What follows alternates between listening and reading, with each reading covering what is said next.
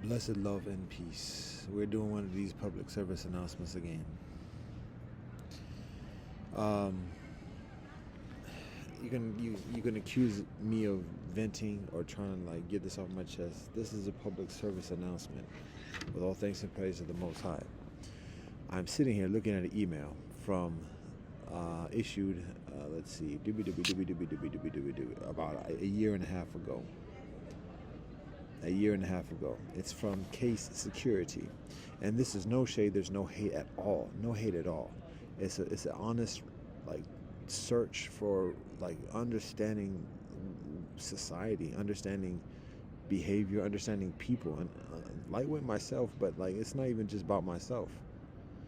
It's about where people's minds are at, and there's no hate. There's no worse or better than. It's no shade on anybody. Just I will point out like contradictions for own people's own benefit, so that people can like find ways of doing things better themselves. But there's no shade. There's no hate. There's no casting down or whatever else on anybody else in this scenario. So that's not the point of this. The point is genuinely to learn and to show, like, yo, how this is not even crazy. It's wild, and it's not even wild. It's like it's beyond unhealthy, and it's beneficial for kinfolk to recognize this. And I ain't perfect, and I'm all type of cringe myself. So, um, it's all a part of the learning process and the healing process. So this is what I'm looking at: an email from Case Security a year and a half ago, saying basically, don't talk to people. I'm welcome to be here and do my work, quote unquote, keep it professional. But then the things that I share for years, I go here for 15 years, over 15 years, probably for the larger part of 2 decades since actually graduating from law school. To be honest, um, there's a period for a number of years that I stopped, and there's a reason for that. I'm not trying to get into the whole thing because I'm still trying to live life right now. um, so So Case Security sends the thing. What had happened?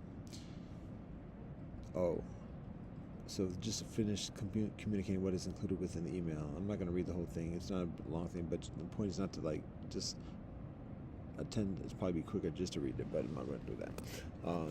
The solicitation is that I'm welcome to continue attending or to be here on campus. That I'm invited. I'm encouraged to be here and to enjoy the day, to do my work here, and to keep it at that, and not to talk with people, not to talk about like politics or religion or other things like that. Just to keep it quote unquote professional for a spiritual teacher. What is professional for a clergy? Or otherwise, or a professor who deals with these topics. Don't know what specifically professional is, but the intent, the signal is to keep it platonic, to keep it sterile, not to delve into the nature of relationships or the topic of relationships or otherwise, otherwise. We're titling this entry "Unrequited Blessings." How about that? Unrequited blessings. So, not to do that, not to share pamphlets, not to share paper or writings or other quote unquote, what's not quote, but basically um, weird stuff, the eccentric that I share for years. Now, that's the first occasion that there is that articulation, and so I stopped coming here for a year. For the past year, and I communicate that, even though I'm quote unquote welcome to be here, but just like nah. Um,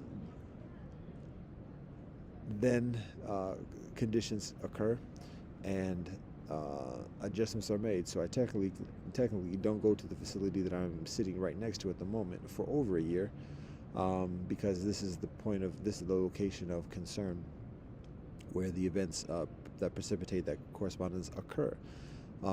So I will explain that. Actually, I gotta be careful now, because I'm not trying to blow up people's spots. I'm not trying to like call people out. I'm not trying to do that. I'm not trying to be specific enough where people can discern specifically who the kinfolk are. Um, there is a story and there is a relevance, and it's not. It's not a deep story in terms of like drama, or whatever. But it does have implications. I'm trying to think um, what I can share about this. It is there are lessons that are learned in this that are necessary to like that people need, because again, it's like the expectations. All right, I'm not gonna be I'm gonna try not be too specific, but I will describe what happens. So um I go here for years. I graduate 20. How old is it? Wow, is it almost 30? It's 28, 28, 26. Can we do math? 20. How about in between 28 and 26? That would be 27. It's 27 years ago, um, and a half. So I've relinquished my alumni status for a number of reasons. So I don't claim that. I don't like if, when things go down. Well, what are you doing here? Whatever. I understand people are allowed to be here. I don't flex that. When I go to the library, I don't say, "Oh, alumni." No, no, no. People might know that and might like not force things or whatever. But I only go to places where general people can go to. I don't go to places where there's exclusivity, like members only, whatever. Oh, I gotta be careful about that one. There's a brethren who was wearing a members only jacket. It was a Cavs jacket, but it was members only. I'm not going to exclusive places where other kinfolk can go. I do that as a general rule. I don't go into spots like that. Um, so it's actually a very healthy policy. It's a very healthy protocol. So I don't use that, and I've relinquished that because again it's comparatively meaningless because still get treated like shit, even though I'm alumni. So don't fool oneself just because one's flexing on alumni status. That doesn't mean shit. How much have you contributed? Oh, thank you very much. Bye. Kind of, sort of. So, anyways, as I sit here on the campus, blada, truth shall set you free. So here we go further. Now, I'm gonna have to get. I guess I'm gonna have to do a preface of why I stopped coming here. Actually, how about we talk about why I start coming here? Why I start coming here? Yo, it's a young place. It's a place of young heads, open minds, international experience, culture. That's who I am. That's what it is. There's very few places, particularly in Ohio, that have that. Other places, there are organizations, institutions that are it's adults. It's people who are in the system, entrenched and fixated, and so they're running game, strong game, one way or the other. Everybody's running game, even the young kinfolk here. But there's less openness, there's further rigidity in the professional groups. It's all scheme, particularly amongst young professionals. Not shading or hating on that, but it's like kinfolk are like ambitious, and so there's always that thing, but there's less sense of learning about like learning, but from others, respecting others without having like some overdrawn agenda. So I value places where people value learning, and learning about each other, learning about other cultures particularly. This is one of the few places to do that. In addition, there are facilities here where public it has access and can access internet. Without internet, Wi-Fi where I stay, so there's free internet here, like the library. And additionally, it's healthier in many ways than the library where I stay, because where I stay in the Heights is fraught with LGBTQ sexual degeneration, and it's totalitarianism, and not non-discussable either. So, but smiley, how you doing? Everybody's welcome. Anyway, so we need to change things up in certain cases. So that's why I go here. One of the reasons, and obviously I mentioned before, searching for a wife, and additionally, but that's today. When I started coming here 20 years ago after graduating from law school, those are some of the reasons. I go here, go to the student center, and just sit, do work, do things. Actually, it was a little less than 20 years ago, but it was thereabouts. So I do that for years and years and years, from over 20 years ago, nearly 20 years ago. Then one day, meet kinfolks, chop it up, share things with kinfolk. Oh, beautiful, beautiful. I attend events here, work with groups here, interfaith council here, and additionally, so it's not just this dude coming here, and me relinquishing alumni status is only within recent years. So I go here for professional purposes in terms of interfaith, multiculturalism, mixed heritage. I work with a number of the groups here, Multicultural Center, interfaith center and a number of student organizations. And additionally, I meet kinfolk on campus, I meet kinfolk off campus who are here through the different activities within the city.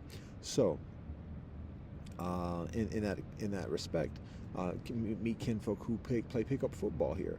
One of the brothers I meet who's an alumnus here tells me about pickup football, so I go there just to watch because I was weighing 300, 400 pounds, and they're like, "Yo, come through." So I started playing football. 300, 400 pounds, getting activity and exercise or whatever. And so one day, long story short on this one, there's a lot of episodes, but a long story short on this one, I was at the indoor facility in the winter, and there were some young brethren from the city playing basketball next to us, and we were playing indoor football. So at that occasion, the security arrives and saying, "Everybody belongs here?" And I say, "I'm an alumnus. Do I belong here?" And they're like, "Yeah." So all right, cool. They didn't ask me for ID or anything else like that. And as I continue playing on, but then the security are ushering out the other brethren, the young brethren who are locals that don't have ID or whatever else. And so I asked the security guards if it's okay if alumni have guests, and the security says yes. I say, okay, then these brethren are my guests. I vouch for them. The security didn't like that. And so now they're doubling up on me and grilling me. And so after they become like start doing that double up interrogation tactics, new people come in, double up questions and everything. I'm like, oh, we're having a friendly conversation. This is going a different direction. I'm leaving. They're like, no, you can't leave now. Whoa, okay. And long story short, I get locked up for 3 months, thereabouts. So from that point, okay, bump it, not coming here at all. However, again, just by the nature of what the university is and what the university does, I get called here for events in addition. So before I go on campus, let's make sure that I'm actually welcome. So I go to the office of the president. I speak to the personal secretary or whatever. No, don't mean to sound flippant on that. Respect. Shistrin, the auntie, is very accommodating, very welcoming, very apologetic about what happened. This was like a couple years later because I was off this spot for that point. But I make, again, first place I'm going to, office of the president. Am I welcome here? I'm not even going to trip what happened. Not trying to get no apology. Just am I welcome here? Just plain and simple. No lawsuit, blah, whatever. I don't care about that. Am I welcome here? So I go to the office of the president, sit there, unannounced, no appointment, whatever. And so the executive secretary, basically like the executive assistant to how do I describe this? It's like, well, I'm just going to keep it like that. For those who know, they know what the position is. It's not the administrative assistant. It's the executive assistant or whatever. So get invited to the room, have a conversation, sit down, relate the story, apologies, give the card to the security, and assurances that I'm welcome on campus. If there's any problem, any question, here's the numbers to call, and da da da da da. So beautiful response, appreciation. Now again, I came from no place to say that. So there's going to be vetting, like, who is this cat who just came here? Da da da da da. Let's do the follow through, backtrack. But anyways, from that point, no challenges. Anytime talking with administration or whatever is copacetic. So beautiful.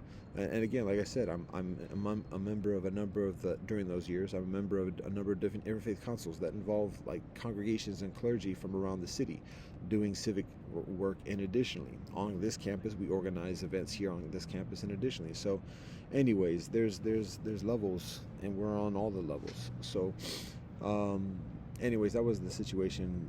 Again, when that happened, 12 years ago, thereabouts, about 12 years ago, maybe 11 years ago. So then after that, a few years off, and then it came back. Now, when being assured of being welcome, and additionally having the cards of the people to talk to if any of the security guards have a difference of opinion. Okay, so I arrive here, and again, I go back to the student center and do what I do. And I know the staff for years. The revolving staff come and go. I know the students, many of the students for years. Talk with students, share things, jokes, stories. I'm not paying any money for the Wi-Fi here, so we know ain't no free lunch in this life. And so when there's something being provided, provide something back. There's students who work on the at the help desk or whatever at the facility. So again, as a token of just like how we do things, like you show appreciation. And it's not just a matter of saying thank you, that's important, but it's a matter of like, yo, sharing something. And so with students, I try to share something that's informational, and particularly about the students' own selves, what they talk about, what they're studying, where they come from, and share something from that to help in that respect. So that's what I share. The eccentric, and for some kinfolk it's weird. Kinfolk are like, I'm not trying to let it. For some kinfolk, yo, kinfolk, like we talk about God and life, and additionally, so and like for a long time, for a number of years.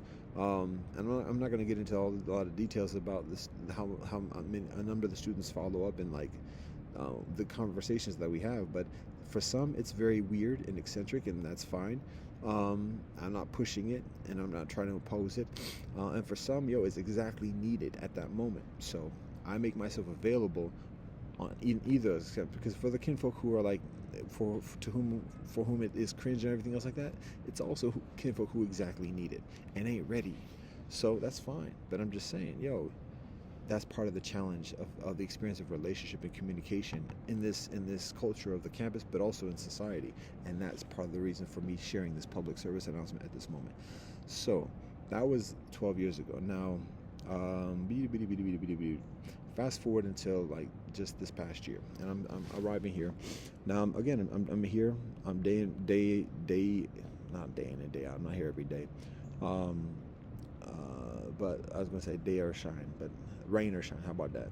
And whether it's classes are in session, classes are out of session, I'm here for a multitude of reasons. So the semester schedule is, it's not necessary to articulate that at the moment. So I was here particularly in a time when it was slow, not a lot of people here, and I'm doing my work, quiet, writing, whatever. And somebody says, "Hi, Peter," and I said, "Who's that?" Are we getting into this? Are we getting into this? It is, because what precipitates that's the security thing. Sorry, I'm going to try to fast forward through this just for the sake of not saying any details or whatever else.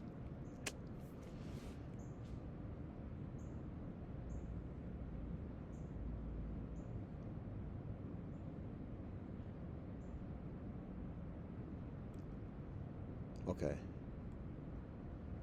All right. I'm going to articulate it like this.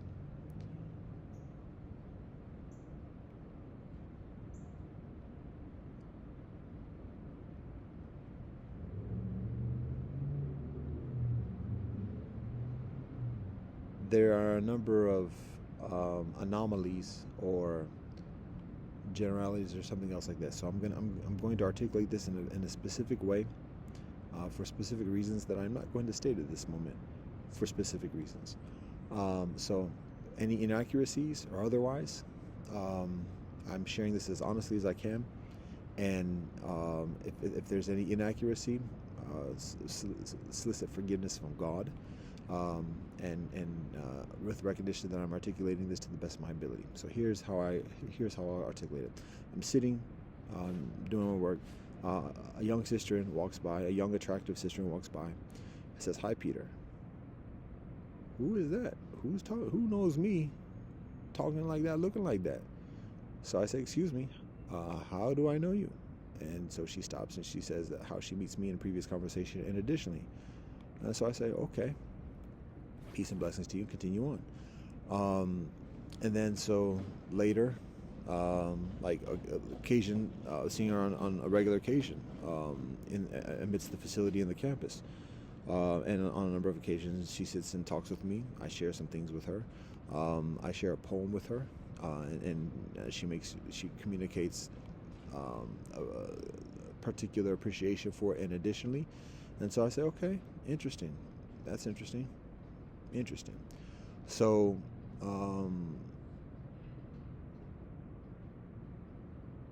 at some point, she's sitting in a particular location when there are other people around, and I communicate, I solicit or I inquire whether she's interested in walking with me or talking with me. She says, "No, I'm good."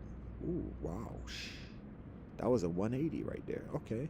Now it might just be like, okay, maybe just being polite beforehand and otherwise, and not otherwise, or maybe she's embarrassed or feeling putting uncomfortable in front of other people or whatever. But it was completely 180 then from what the conversation that we had, a number of conversations up to that point. So okay, that's a prerogative.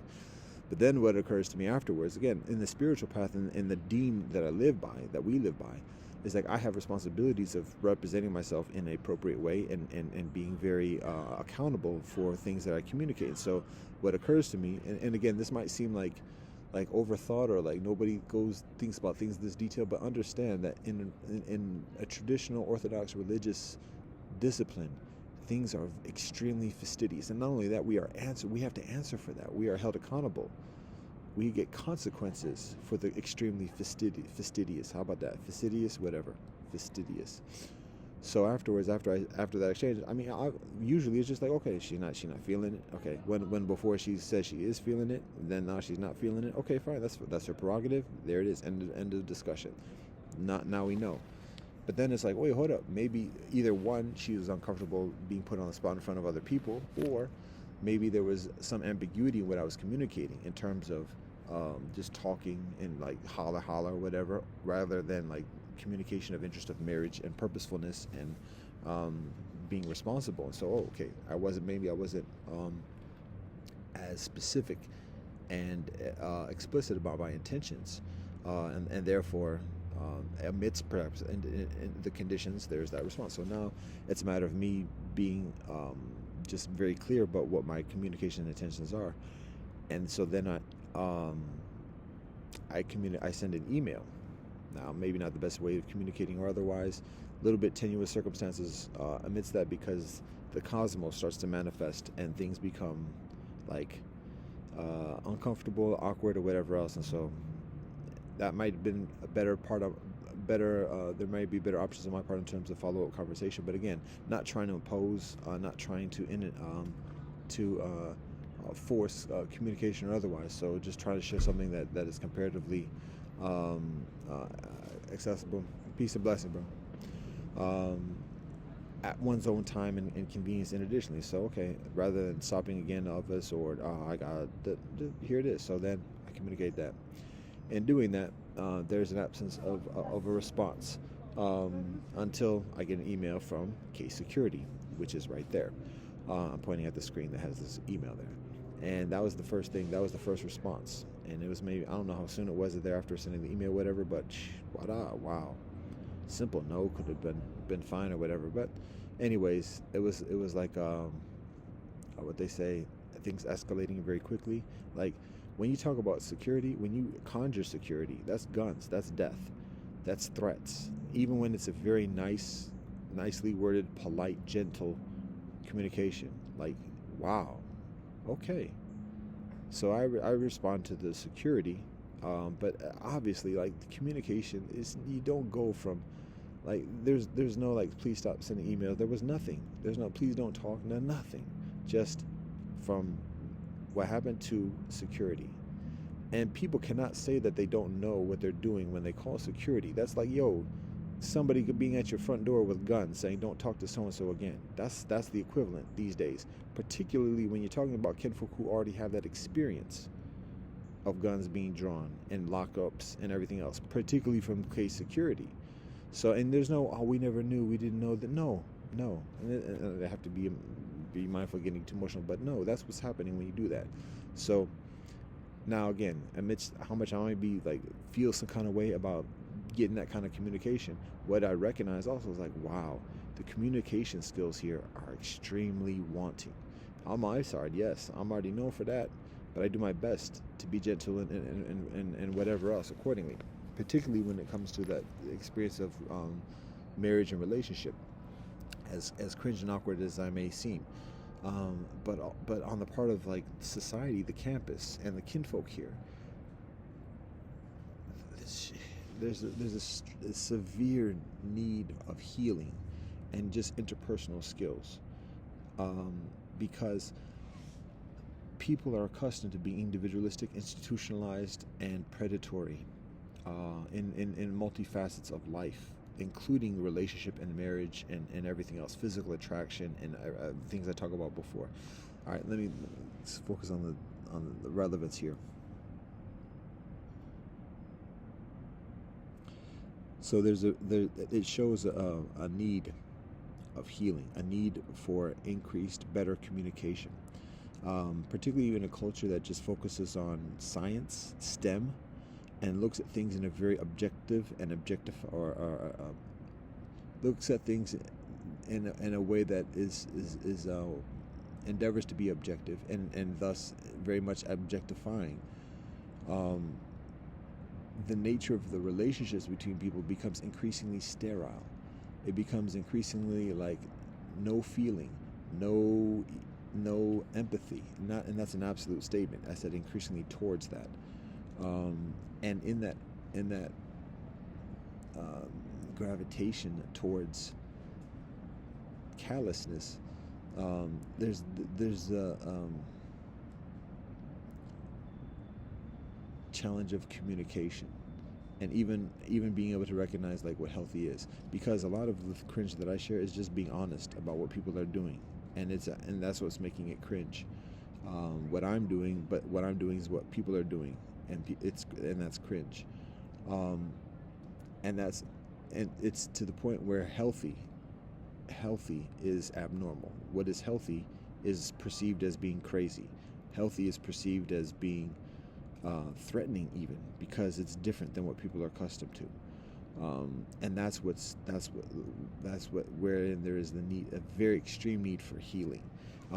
When being in the facilities here for years and years, listening to the music that's played over the speaker that everybody listens to, or unless they have their own ear devices, it's talking about very unhealthy relationships between man and woman, sex, drugs, usury, games, and everything else like that. That's what the university is teaching. And I talk with the staff for years about this, and the staff agrees, and we try to find other solutions for it. But that's, again, well, this is not a spiel. I've shared something already recently with the university about the nature of relationships and healing that's necessary in that. So that's what the situation is. So now there's somewhat of an ambiguous thing, because I'm here. I've been coming here for a number of months. In this past year, I don't go to the facility because I communicated the intention of not doing so. Even though there's not a prohibition.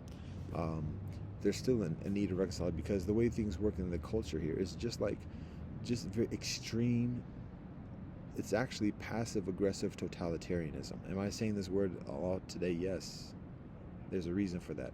Passive-aggressive totalitarianism, where people don't deal with conflict directly, have difficulty with interpersonal skills with people with whom one disagrees, and are unaccustomed towards like talking things out, respecting people, even looking at people and acknowledging people.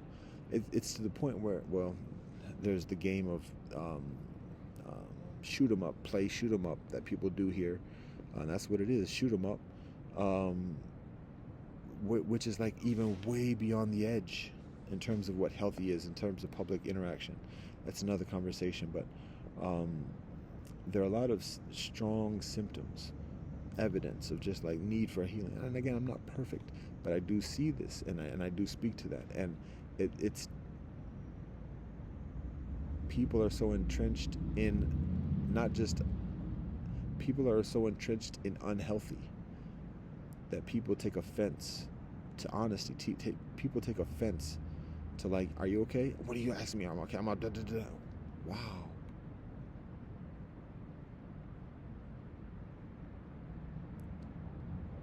So,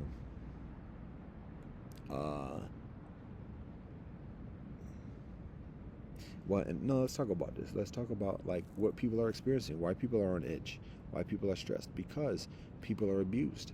People are abused by parents. People are abused by family members. People are abused by teachers. People are pimp talked by all types of kinfolk. Can't trust nobody. So it's all about usury. Kinfolk just get into this game of usury, try to use up. Well, again, people find their sexuality. Young people, young sisters find their sexuality, powers of sexuality, influence from there. Young brethren find the powers of manipulation and getting dirt on kinfolk and running the game to get higher up the ladder. And so people become accustomed to being abused and preyed upon, and so people are further proactive and immediate in protecting at the very least, but also projecting. So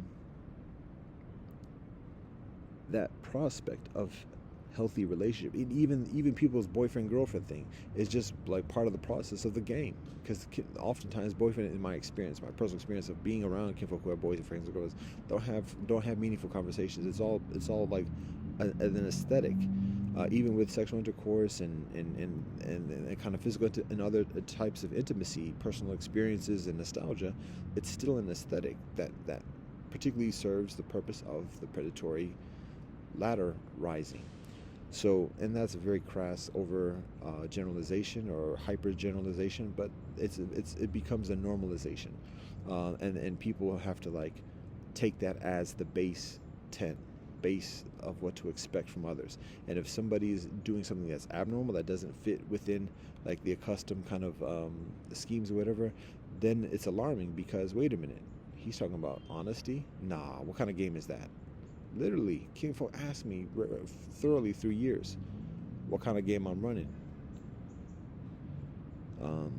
And it's understandable, but particularly for young kinfolk who are learning and who still have some kind of belief, who haven't given up, and that's the challenging thing, because the prospect of relationship, the prospect of marriage, genuine marriage, genuine commitment, that is such severe vulnerability and opening up even further to even further abuse than one can probably even defend against. Probably no, I won't say that people have difficulty perceiving how to defend against, letting one know about their previous abuses, about their family. And additionally, so it's very reasonable for people to be fearful, for people to be hyper reactionary, and additionally, but it's also very necessary and healing for people to be told that there's a better way to do it. There's a better way to communicate. There's a better way to interact with people, not just in terms of marriage and relationship, but just in terms of life and relationship. Just having basic respect for people. And that is best done by the leadership, and not by policy from the leadership, but by leadership actually living that way. But the leadership is also, it's difficult for leadership because the leadership is in the echelons of these ways. So, and there's no shade on anybody. It's just understanding the nature of things, but also in that nature, understanding the need. Excuse me. So, where are we going with this at this point? What's the reason? What's the point of sharing all of this? So I saw just an email, and what?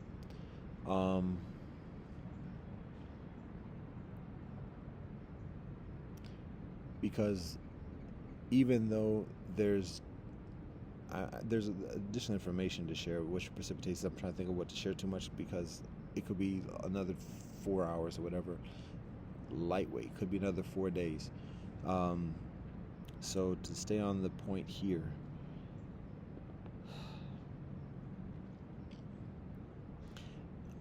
there is strong resonance, there's strong welcoming that is communicated directly, explicitly, beautifully by kinfolk on campus, amidst the unresolved, kind of like unreconciled kind of miscommunications or lack of communications, or however we classify that. So that is appreciated. That's one of the reasons.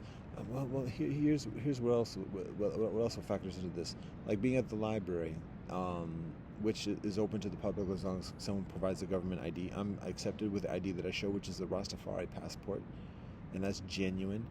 And if kinfolk we have yet to actually. Kinfolk do question us about this, and we provided legitimate response, and that's it. And from that, since then, people are very respectful. I mean, people see me by this point, so it's like okay. Um, there seems to be a certain feeling of safety with me being there. So all thanks and praise to the Most High. Now that being said, I'm here a few days, the past week or whatever, and it was a night just like this. It gets dark quick here, and I'm doing my work, and then there's a sound that comes on the speaker saying the hours. I guess it was 9 o'clock, which is kind of late. I already feel guilty even just being here now after dark because there's a different energy, as I said before. But anyways, then the sound comes on the speaker and says that the hour is now 9 p.m. and the library, the hour on the door says 11 p.m. So I was planning to do some work a little bit past that to get to a completion stop. But then as 9 p.m. is approaching, it says that the hour is 9 p.m. and visitors without a case ID must exit. Now again, it's a robotic voice, so it's a recording, and the notion of must leave is like woo-wee. That's a little strong right there. That's a little bit like dehumanizing. It's very segregational. It's very apartheid, but it's understandable. It's very legitimate to have differentiated hours, and particularly for the safety of students and teachers, it's extremely legitimate. That's how it's communicated is the thing about it. And also to be upfront about it and say like visitation hours are this, and that's not very visible from the signage that I view in attending to the library to this point. So again, it's a matter of being hit with the apartheid of like less than and greater than. And the thing is, again, I'm an alumnus, and I'm not alumnus. I graduated, but even then, I've graduated from here. So wait, wow, I gotta leave. I don't have a case ID or whatever. I'm not a professor with an ID. I'm not a faculty or a staff person or a worker with ID. But so according to those classifications, closing that classification, I'm not welcome at that point. I don't qualify, and that's fine. But the thing is this. Like for the majority of the people who are included, who do have case ID, for the students who are included, and additionally, and again, there's practical security reasons for that. At a certain now, we don't want strangers here. We want people who are not like necessary or like it's further essential to be here and study at that hour. That's understandable and that's legitimate. But the thing about it is when there is that apartheid, even in accessing some of the buildings that require case ID, it can feel very. And that's less, there is security purposes with that because this is a city campus, but at the same time it becomes increasingly an exclusivity kind of thing. And people can do their exclusivity kind of thing, but it's beneficial to recognize this, particularly for kinfolk of my ilk. And I have zero status, I'm not trying to flex this, but just to show this principle, to show this point. When excluding alumni from facilities and additionally, what is that saying about the university? It just, and when it's particularly along the lines of like a club experience of like who's in and who's out, like and students feel further privileged for being in the in crowd, to recognize that okay, that's for this moment. 2 years from now, 3 years from now, out crowd. And even as an alumni, no access. So what is the club that one is in when necessarily, eventually, one is excommunicated? And that's facts, regardless of contributions or whatever. I mean, most likely people can make personal arrangements if they pay enough or whatever, but even paying alumni, I'm unaware of alumni. Well, maybe alumni do have a card. I've talked with the office before. Maybe that's available, but it hasn't been shared. Well, and it's not an option at this point for myself. But that's something to consider, and so that's a counterpoint to what I'm sharing, if that is the case. But boom, pun unintended. So it's getting dark. Electric blue is in the back. That's one thing. Other thing is. Actually, I'm going to digress off that and just go back to the stronger points of that does factor into me doing this at the moment again, because it's the apartheid thing and the nation relationship. But it's how people talk, it's how people communicate, and that's not specific to this particular location. But it's just recognizing that in I'm trying to frame this so that kinfolk aren't being in the shot, because I'm not trying to put people up there in there like that involuntarily. So, um,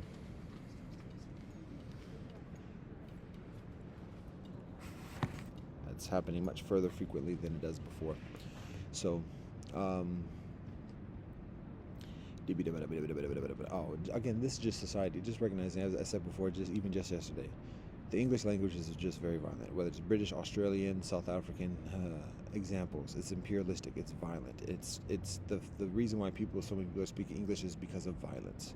So the English language is very violent. Just plain facts. It's probably the most violent. Why? Because it has the most imperialism at this moment of the earth. So it's very violent. Regardless who's speaking, the English language is violent. Now, additionally, American vernacular, American way of speaking, American rhetoric is very controlling.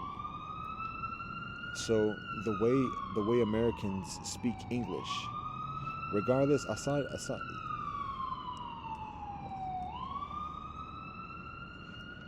we're getting signals to wrap up. So aside from just like the violence of the English language categorically, American rhetoric, the way Americans speak, is very controlling. And if we do a psychological analysis, like long story short on that, it's most attributable likely to a sense of being out of control, orphans in a foreign country, and otherwise. So that's the situation with any kind of overcompensation. So superiority and otherwise. So controlling, feeling out of control, feeling like a lack of authority. Perhaps also we can factor in secularism and the absence of a spiritual rootedness, and so that they're providing further existential angst for which people are looking for stability and foundation, even purpose and reason in life. But all that being said, and thus the way one is valued and one eventually is conditioned to value oneself is by what one is contributing to the cause, because that is how one's value is evidenced and encouraged through income and the trappings of the pirate ship of America. So, point is that one communicates or expresses one's perceived value by showing how in control somebody is, how much of a viable prospect of procurement one is, by being controlling, bossing,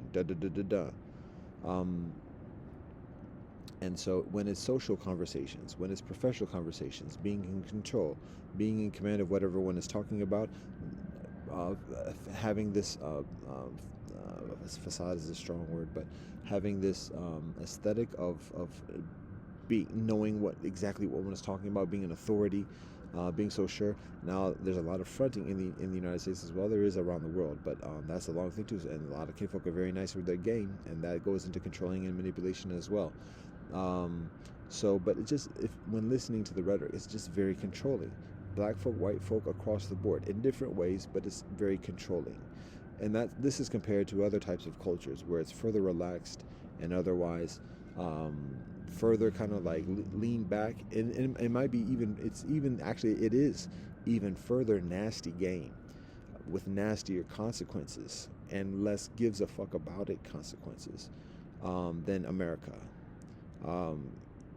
But at the same time, it's further relaxed and further assured, further rooted, less imposing upon that, because at the same time, as kinfolk know, like, yo, this is how we do things here, but at the same time, this is a very small place, and if we try to do things like this in other places, we know that they do it different, and it's not going to be nice for us. So right here, whilst we're here, this is how we do, and it's like it's depths to how it can go. Is this making sense? Is this coherent?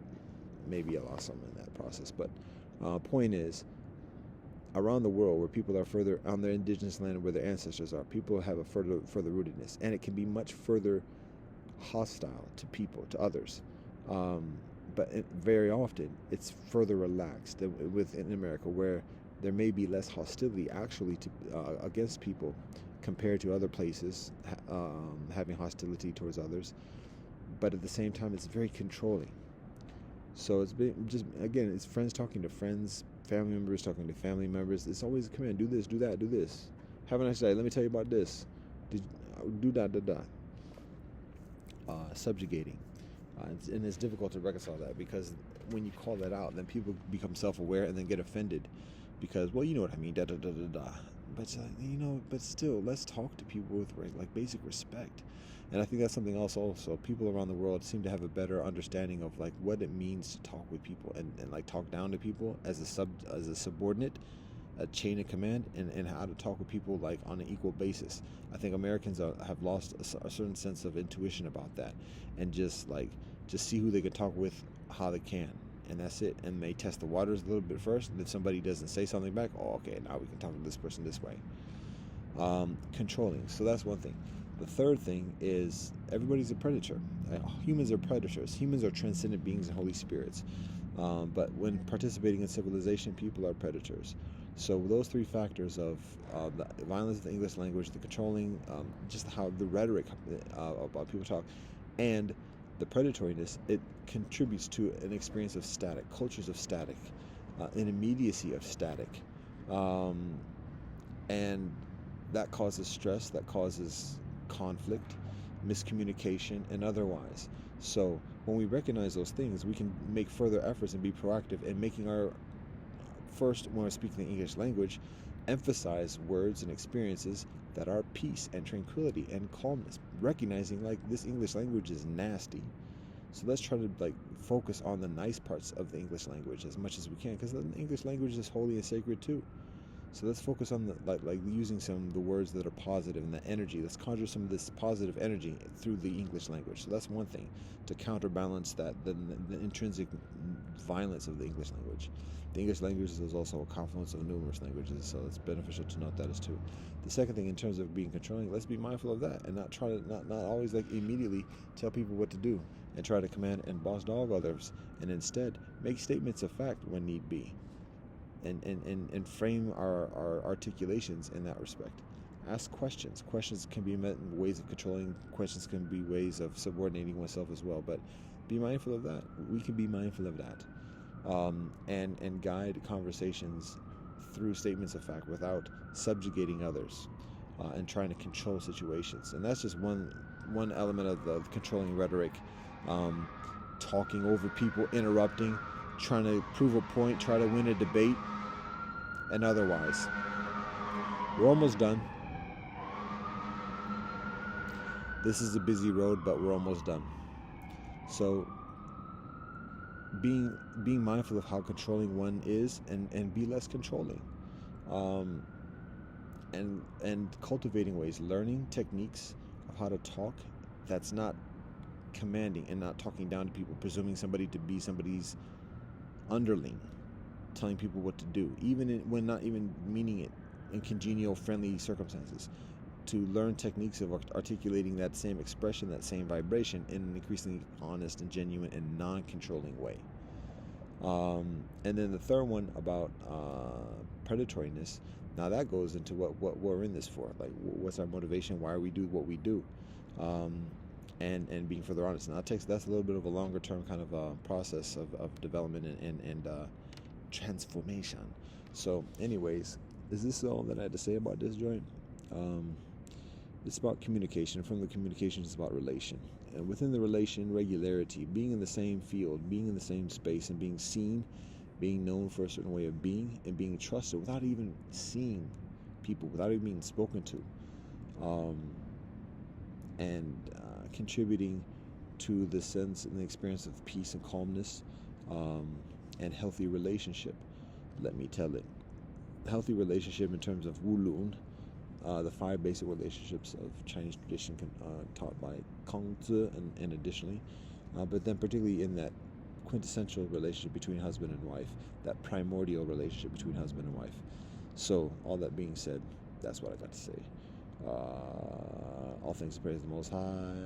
All thanks and praise to the Most High. All thanks and praise. All thanks and praise. All thanks and praise. All thanks and praise.